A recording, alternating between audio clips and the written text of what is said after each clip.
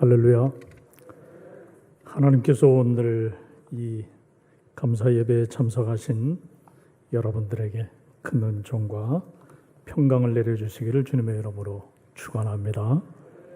성결교회 예배당에 올 때마다 아주 잘 정돈되고 또 이 시대의 사람들 정서를 반영한 그런 깨끗하고 아름다운 예배당 분위기를 경험할 수 있어서 부럽습니다. 저희 예배당은 1990년대의 정서를 반영했기 때문에 어딘가 모르게 좀 낡은 듯한 그런 느낌이 있어요. 좋게 얘기하면 고전적인 느낌이 난다 그럴까? 뭐 그런 예배당입니다. 참 예배당이 아름답고 좋아요. 그런데 성결교회 이 찬양대 찬양을 들을 때마다 다 전문가들만 모이신 것 같아요. 아니면 오늘 찬양을 하기 위해서 매일마다 오셔서 연습을 하셨는지 들을 때마다 참 찬양 실력이 뛰어나다. 그러고 은혜 넘친다. 이런 느낌입니다. 저의 진심입니다. 이거는 칭찬하기 위해서 하는 얘기가 아니에요. 정말 찬양을 은혜롭게 잘하세요. 이성관 목사님이 참 행복하시겠어요. 그렇다고 우리 교회 찬양대가 못한다 이렇게 전달을 하시면 안 돼요. 저희도 잘합니다. 네, 오늘 이 감사 예배인데 이충호 집사님, 정병관 성도님 두 분을 이렇게 시의 일꾼으로 배출하셨다라고 하는 것 우리가 정말 축하하고 감사해야 될 그런 일입니다. 몇 년 전에 우리 교회에서 세 분의 그 시장님과 또 의회 의원을 이제 당선 배출했을 때 여주 지역에 많은 분들이 그러더라고요. 선거에 나가서 당선이 되려면 여주 중앙당에 들어가야 된다고. 저희가 중앙당입니다. 그런데 지금 이제 시대가 바뀌어서 이 여주시에서 당선이 되려면 성결당으로 들어가야 될 것 같아요. 성결당 당원이신 것을 축하합니다. 오늘 제가 이 역사 속에서 깨닫는 교훈이라고 하는 말씀을 통해서 함께 은혜를 나누려고 하는데 좀 사회적인 이야기가 될 것 같아요. 여러분, 국가가 이 세상에 존재해서 사람들을 행복하게 했다고 생각하십니까? 절대 그렇지 않습니다. 국가라고 하는 그 단위는 권력자들의 지배 수단이었습니다.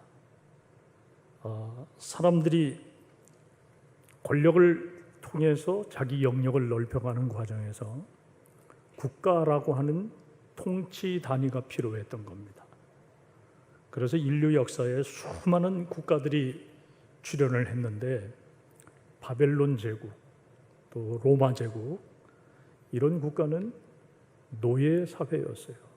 노예로 이루어지는 그러한 국가.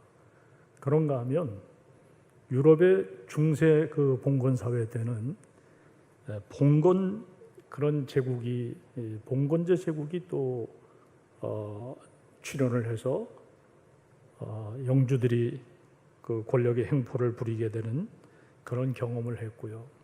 또 우리가 경험하는 지금 이 시대의 삶은 참으로 치욕적인 일들이 너무 많았죠. 자본주의냐 사회주의냐 결국 사람이 살아가는 삶의 방식이었거든요. 그걸 놓고 치열하게 싸웠어요. 얼마나 많은 사람들이 죽었습니까?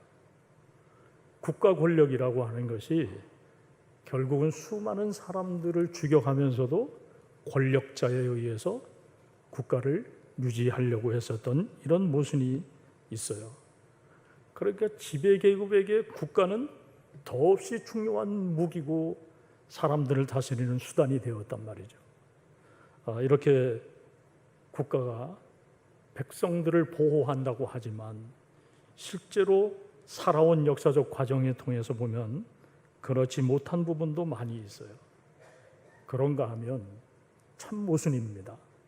또 국가의 보호를 받아야 된다라고 생각하는 게 현대 국가의 그 국민들의 공통된 생각이에요. 그래서 지난 3년간 이제 우리가 외국 여행을 잘 못했지만 외국 여행이 이제 또 활성화되겠지요. 과거에 이제 외국의 여행을 이렇게 하다가 보면 어느 공항에선가 여권을 들고 트랜짓을 하든지 하든 비행기를 타려고 표를 끊어요. 그럼 여권까지 같이 낸단 말이에요. 그럴 때 미국이나 중국 사람들이 들고 있는 그 여권을 볼 때 저는 그랬어요. 좀 부러운 생각이 들었어요. 왜 그랬을까요? 강대국 국민들이기 때문에 세계 어느 나라 사람도 함부로 건들지 못한다. 이런 느낌이 좀 들더라고요. 그래서 조금 부러웠는데 오늘 우리가 읽은 이 말씀을 통해서 보면 배경이 이스라엘 사사 시대예요. 그때는 국가 이전 그 시대였거든요. 국가라고 하는 게 없었던 시대예요. 그렇지만 역시 그 사회를 이끌었던, 그 민족을 이끌었던 지도자들이 있었던 시대란 말이죠.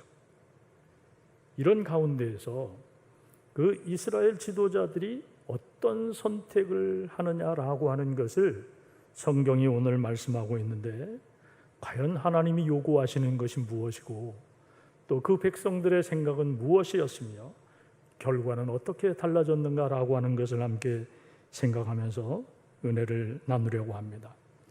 자, 먼저 이 시대의 문제를 얘기하자면 지도자들의 타락 문제를 지적하지 않을 수 없습니다.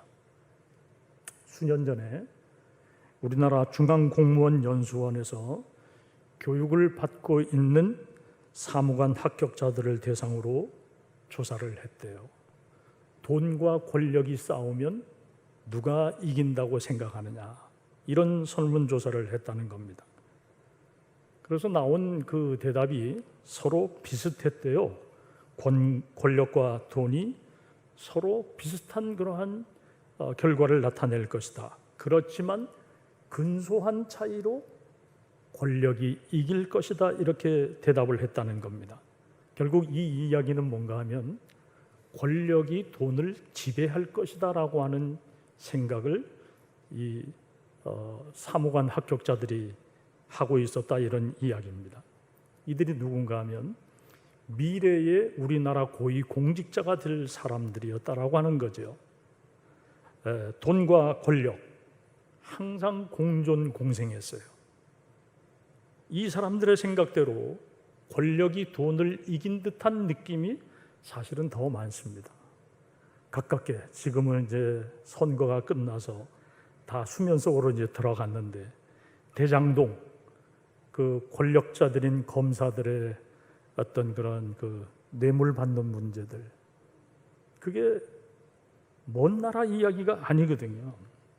그래서 OECD에서 조사를 한 결과를 봐도요, 한국인 10명 가운데 7명이 정부를 신뢰하지 않는데요. 그게 우리나라 사람들의 지금 현실인 거예요. 그러면 사무엘 시대를 지금 오늘 말씀에서 읽었는데, 사무엘서가 어떻게 이 역사를 시작하나 하면 사무엘이라고 하는 사람의 출생 과정, 이걸 상세하게 기록을 합니다. 그렇게 하면서 이 사무엘의 출생과 봉헌, 한나의 기도, 뭐 이런 내용들이 사무엘서에 쭉 나오면서 누구 이야기를 하게 되냐면 엘리의 이야기를 하게 됩니다. 특별히 그 아들들을 언급하는 것을 볼 수가 있는데, 이 아들들의 타락 문제, 이게 이 시대의 이스라엘 백성들의 중요한 문제였어요. 그 타락의 문제는 새로운 지도자를 요구하는 중요한 분수령이 되었던 거죠. 그들이 중요한 역할을 맡기는 했지만 엘리 제사장의 그 영적 리더십을 그 아들들이 잘 이어받지 못했어요. 성경은 그들을 향해서 여호와를 알지 못했다, 이렇게 기록을 하고 있어요. 홈리와 비느하스, 그 사람들이 어떤 역할을 했어요? 재물을 강탈하고 회막문 앞에서 봉사하는 여인들과 동침하는, 사람들이 다 보는 데서 의식하지 않고 이 짓을 한 거예요. 참으로 부끄러운 일이 아닐 수 없어요. 엘리가 그 이야기를 이 사람 저 사람으로부터 듣고 아들들을 똑바로 하라고 책망하지만 이 아들들이 아버지의 권면을 듣지 않습니다. 아버지의 명예와 영적 지도력에 심각한 치명타를 입히는 그런 결과를 초래했어요. 그러면 엘리 시대는 그렇다고 하더라도 사무엘 시대는 어땠냐고 하는 거예요. 사무엘 시대도요, 그 두 아들 요엘과 아비야가 있었지만 그들이 아버지의 뒤를 이어서 이스라엘의 사사가 되었습니다. 역시 뇌물을 받고 잘못된 판결을 하는 그런 역할을 이 사무엘의 자식들도 했다라고 하는 거예요. 이런 현상들이 어떤 결과를 가지고 왔나 하면 백성들이 새로운 지도 체제를 열망하는 그런 결과로 나타났어요. 이스라엘 장로들이 모였습니다. 이때부터 이들이 요구한 게 뭔가 하면 사사 시대를 넘어서 왕의 제도를 시행해야 된다라고 하는 요구를 하기에 이르릅니다. 무엇 때문에 이렇게 됐을까요? 사사들의 무능과 타락, 영적 타락이 결국 이렇게 새로운 지도자를 요구하는 그런 현상으로 나타나게 되었다라고 하는 겁니다. 이런 역사가 오늘 우리에게도 똑같이 반복되고 있다라고 하는 걸 우리가 놓쳐서는 안 됩니다. 한번 보세요. 지금 정부가 바뀌었습니다마는 저는 그렇게 안 믿습니다. 공정과 상식을 이야기하는 그런 정부이기는 하지만 한국 사람들의 오랜 관행이 있어요. 이 정부 말고 앞선 정부도 그렇고 그 앞선 정부도 그렇고 계속해서 나오는 문제가 뭔가 하면 지도자들이 자기 자식의 문제를 제대로 관리하지 못한 문제들. 그렇잖아요. 뭐 위장을 해서 학력을 갖추고 취직을 하고 군대 안 가고 다 이런 문제예요. 지도자들이 다 그렇게 되어 있단 말이에요. 똑같은 역사가 지금 반복되고 있는 겁니다. 그래서 우리가 지도자들에 대한 그 불신, 실망 이런 것들이 없는 세상이 왔으면 좋겠다라고 하는 기대감을 갖지만 그런 세상이 쉽게 오지는 않는 것 같아요. 참으로 안타까운 일이 아닐 수 없다는 겁니다. 우리가 지도력을 어떻게 나타내야 되느냐, 지도력에 있어서 가장 중요한 게 뭔가, 이것을 이 본문 말씀이 우리에게 잘 가르쳐주고 있다라고 하는 겁니다. 두 번째는 외세의 침략에 올바르게 대처하지 못했어요. 이 문제는 뭔가 하면 이스라엘 백성들이 가나안 땅에 정착하게 되면서 주변 여러 민족들하고 대결해야 됐습니다. 어떤 대결이었냐면 이스라엘이라고 하는 이 한 나라를 놓고 주변에 여러 민족들이 둘러싸고 있는 거예요. 사면초가의 상황. 모압, 에돔, 암몬, 블레셋, 이런 그 나라들이 이스라엘을 다 포위하고 있는 거예요. 이 상황을 어떻게 헤쳐나가야 되느냐, 이건 이들 역사에 있어서 매우 중요했습니다. 그런데 가장 핵심적인 문제가 뭔가 하면 블레셋이라고 하는 나라예요. 이 블레셋은 굉장히 강력한 그런 그 문명을 이룩한 민족입니다. 그 역사 기록에 의하면 에게해 쪽에서 건너온 사람들이라는데 이 사람들은 일찍이 철기 문명을 받아들인 거예요. 그러고 절대 왕권 제도를 확립했어요. 철기 문명을 받아들였으니까 군사력도 다 철기 문화로 다 무장을 한 그런 사람들이었단 말이죠. 그래서 이 블레셋은 이스라엘의 실력으로서는 정말 넘기 어려운 그런 세력이었어요. 이 블레셋하고 관계에 있어서 유명한 사사 한 사람이 나오는데 그 사람이 바로 삼손이잖아요. 넘기 어려운 이런 세력이 블레셋이에요. 문제가 벌어졌습니다. 사무엘상 4장에 보면 이스라엘과 블레셋이 전쟁하는 내용이 나와요. 거기서 이스라엘 군대가 4,000명이 죽는 지옥을 당합니다. 이렇게 되면서 이스라엘 백성들이 전략을 짜요. 어떻게 해야 블레셋 사람들을 맞설 수 있느냐. 그 맞서는 방법을 찾아냈는데 여호와의 언약궤를 전쟁에 가지고 나가기로 그렇게 결정을 해요. 근데 그 옆에 홈리와 비느하스가 있었어요. 여호와를 알지 못하는 홈리와 비느하스, 이 타락한 제사장들이 있었습니다. 그 의미를 몰랐어요.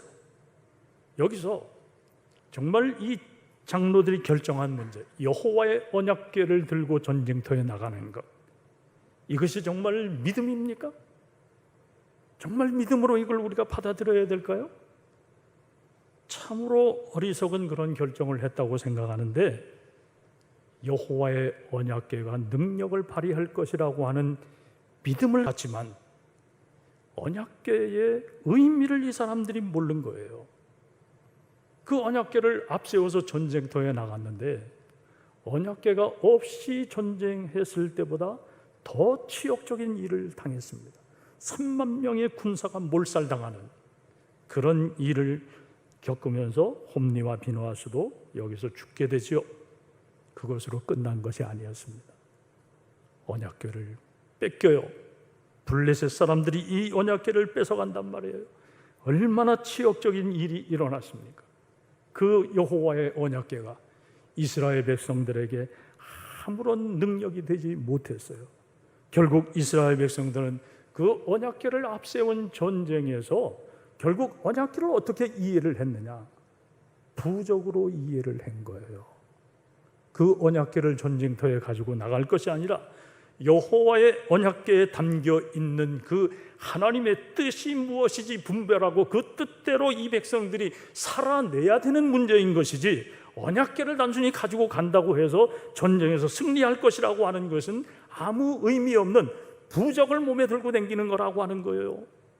그런 측면에 있어서 오늘 우리가 읽는 이 하나님의 말씀도 얼마든지 부적으로 만들 수 있다라고 하는 거예요. 말씀으로 살아내야 그게 능력이 되는 것이고 힘이 되는 것이지, 읽지 않는 하나님의 말씀 아무리 좋은 곳에 모셔둔다고 한들 그게 무슨 능력이 되겠습니까? 전쟁터에 가지고 나간 이런 여호와의 언약궤와 같은 부적이 될 뿐인 것이죠. 그 말씀의 능력대로 살아내야 되는 겁니다. 말씀한 대로 믿음으로 살아야 되는 거예요. 이 언약궤를 가지고 나간 이 백성들이 이렇게 처참한 패배를 했어요. 자, 사울이 왕이 되어서도 마찬가지였습니다. 사울도 이 문제 때문에 범죄했잖아요. 번제를 드리는 이런 행위를 하게 되므로 결국 사울도 버림을 받았는데, 이토록 블레셋이라고 하는 나라가 이스라엘에게는 넘기 어려운 그런 나라였다라고 하는 거예요. 그러니까 이 블레셋은 이스라엘에게 앓는 이 같은 그런 존재예요. 예? 앓던 이가 빠지면 속이 시원한 것처럼 정말 이런 존재입니다. 어떻게 할 수가 없어요. 넘을 수 없는 그런 민족이었습니다. 그렇다고 한다면 오늘 우리가 살아가고 있는 우리 시대 문제를 어떻게 보아야 될까요? 우리는 이스라엘 백성들처럼 사면 초가의 상황을 살고 있지는 않을까요? 한국 이 나라를 생각해 보면 미국, 일본, 중국, 러시아 이런 강대국의 틈바구니에서 지금 우리가 살아가고 있어요. 우리의 미래를 우리 스스로 결정하지 못합니다. 이 네 나라가 과연 대한민국의 통일을 원할까요? 아무도 통일을 원하지 않습니다. 이런 측면에 있어서 지도자들은 진정으로 이 민족의 앞날을 위해서 고민하고 기도하고 훌륭한 정치 리더십을 갖추어야 되는 것 너무도 당연한 일입니다. 언제까지 분단의 세상을 살아가며 북한 사람들을 적으로 우리가 몰아붙이며 북한을 넘어서야 되는 그런 일에 신경을 써야 될까요? 참 안타까운 일이 아닐 수 없습니다. 이 민족의 앞날을 하나님께 묻고 이 민족의 고난이 끝나도록 우리가 기도하고 방법을 찾고 지혜를 모아야 될 줄 믿습니다. 그런 역할을 우리 온 국민들이 잘 감당할 수 있게 되기를 주님의 이름으로 축원합니다. 끝으로 지도자가 된 사람은요, 백성들을 행복하게 해야 돼요. 우리 이충우 집사님 이제 시장님이 되셨는데 여주 시민들을 행복하게 하셔야 됩니다. 정병관 성도님 의원이 되셨는데 여주 시민들을 행복하게 하셔야 될 줄 믿습니다. 자, 이스라엘 백성들이 국가가 되기 전에는 사사시대를 살았다 그랬어요.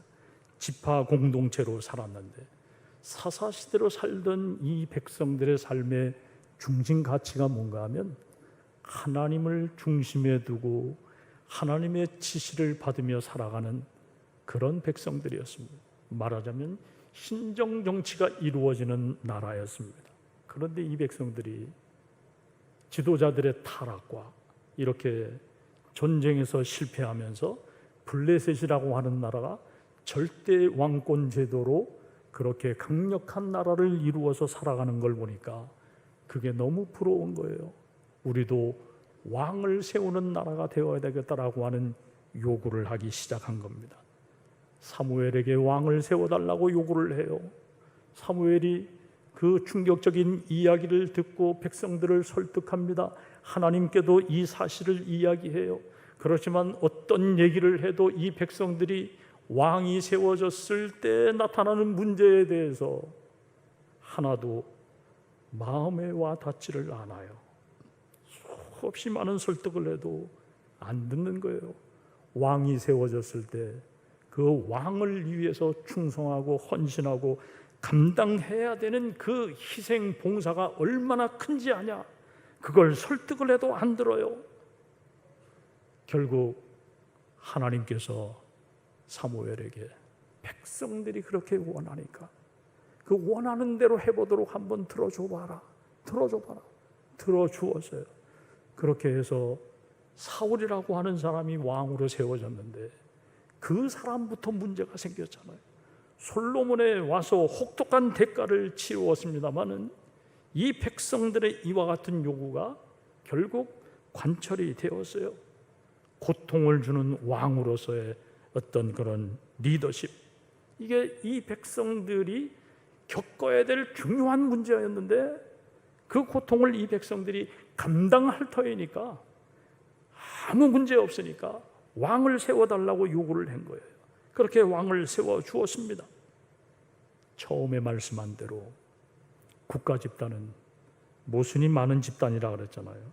통치자들은 백성을 행복하게 해야 되는데 그렇지 않은 경우가 많다 그랬습니다. 바르고 좋은 통치자들이 쉽지 않은 것이 우리가 살아가면서 늘 경험하는 문제입니다. 그런데 잠언 28장에 보면요, 통치자들에게 요구하는 바가 있어요. 이것은 성경이 계속해서 강조하고 있는 문제입니다. 공의와 정의의 리더십, 그것이 지도자들에게 중요하게 요구되는 거였습니다. 그래서 이 잠언 28장에 보니까 통치자들이 어떻게 정의로울 수 있는가, 가난한 자들에 대한 문제는 어떻게 해야 되느냐, 또 힘을 어떻게 사용해야 되느냐라고 하는 문제를 교훈하는 것을 볼 수가 있습니다.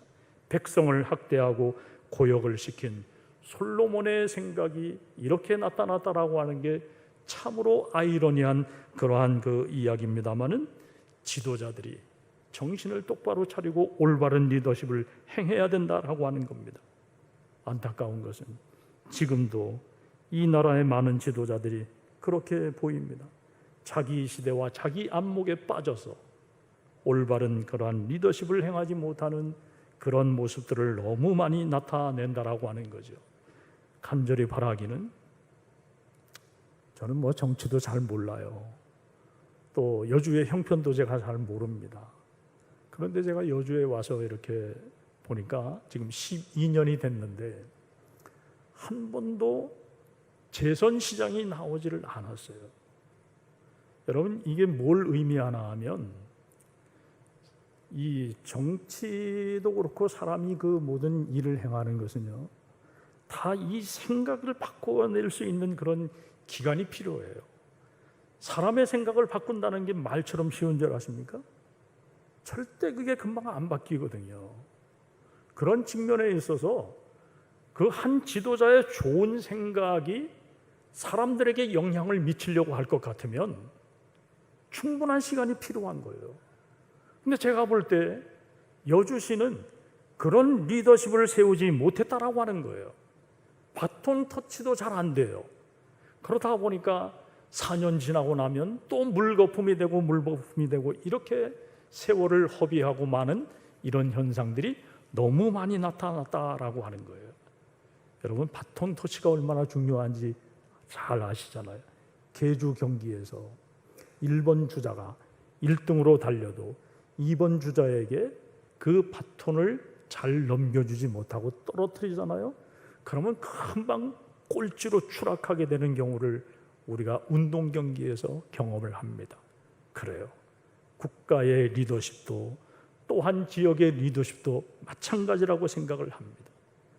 자기 시대만 바라보지 말고 앞선 사람의 그 좋은 생각, 또 나의 생각, 그 생각이 계승되고 이어져서 전통과 역사가 되도록 만드는 것이 무엇보다 중요하다고 생각을 합니다. 사도 바울이 그랬잖아요. 심는 사람이 따로 있고 물 주는 사람이 따로 있고 자라게 하는 분이 따로 있다라고 이야기를 했어요.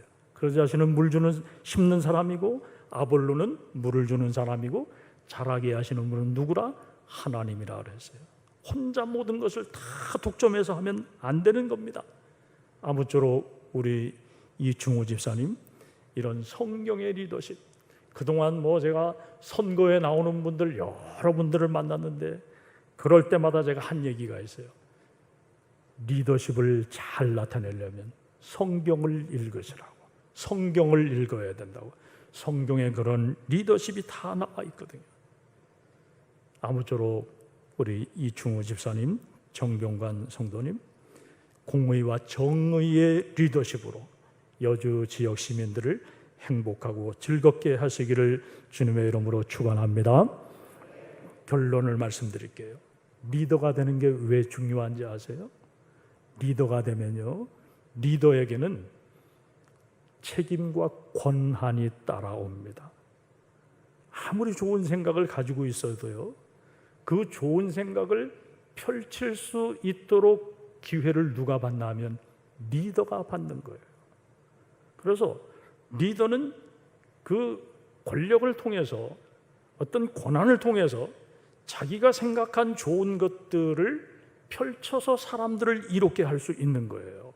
이게 굉장히 중요하다라고 생각을 하는데, 우리 이충호 집사님, 정병관 성도님 좋은 생각을 많이 품으셨을 거예요.